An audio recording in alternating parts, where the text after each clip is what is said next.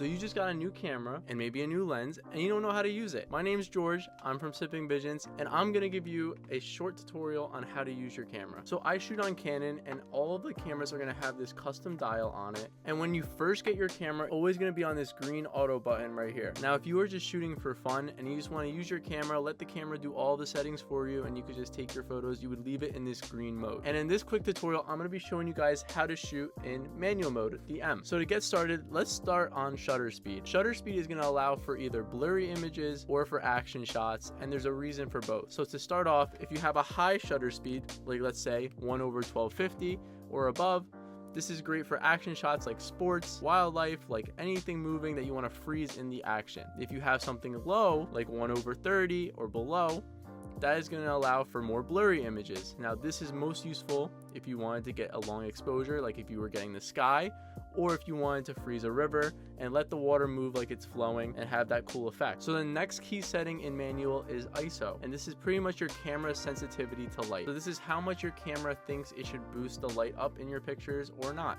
So on a bright sunny day, an ISO of 100 is perfect. You don't want your camera to boost any more light than the sun's already giving you. But if you were in a darker light at nighttime or there's low light, you might want to use a higher ISO. But you have to watch out because ISO can cause noise in your photos. And yes, to give a good example of this is at ISO 100 in my room. It's kind of dark, it's low light, but if I boost the ISO all the way up to around 3200, you'll be able to see on my viewfinder now, and that is what pretty much ISO does. But if I were to take a picture at that, depending on your camera body, it will create noise, and if you are on a beginner camera, it's going to cause a lot of noise, and you really want to avoid those situations unless you have a flash, but that's for another video. And the last key feature in manual is aperture. Aperture is very important, and you could think of it as how wide your lens is opening up when you're taking a photo. A good tip for aperture when first starting out is that for most cases you're going to want it at the lowest aperture your lens can hold.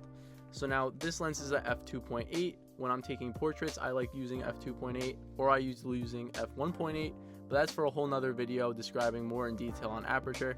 But it pretty much sets your focal plane on how much you want blurred or how much you don't want blurred. So on the screen right now are sample pictures, one's at a very low f-stop and one's at a very high f-stop, and you can see with the one with a higher f-stop, more of it's in focus, but the higher f-stop you go, the more light you have to account for in your other settings.